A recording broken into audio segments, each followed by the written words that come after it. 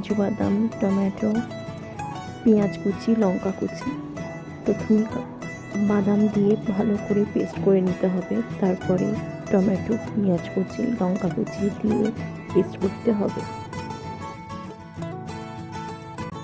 এবার একটা frying pan নিয়ে সামান্য ঘি দিয়ে সবগুলো পনির ভেজে নিতে হবে।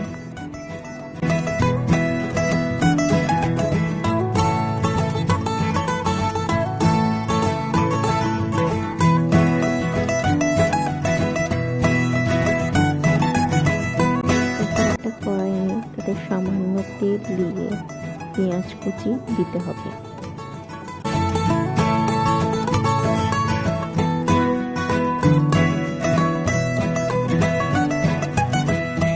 পেঁয়াজটা লাল লাল ভাজা হয়ে আসলে আদা রসুন বাটা আর আগে থেকে পেস্ট করে রাখা মিশ্রণটি দিয়ে দিতে হবে।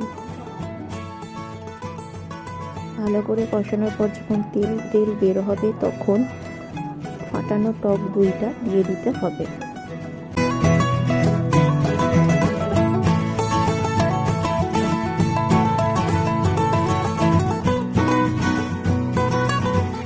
হলুদ গুঁড়ো, জিরে গুঁড়ো, ধনে গুঁড়ো, স্বাদ মতন লবণ দিয়ে ভালো করে নাড়তে হবে। এই পর্যায়ে চা চামচে 1 চামচ দুধ গুঁড়ো দিতে হবে। এরপর স্বাদ মতন চিনি দিয়ে দিতে হবে।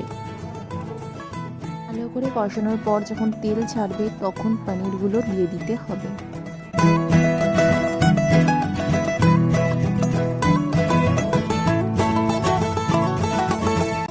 মশলাগুলো পনিরের গায়ে ভালো করে লেগে গেলে পরিমাণ মতন পানি দিয়ে ভালো করে নেড়ে নিয়ে ফুটতে দিতে হবে।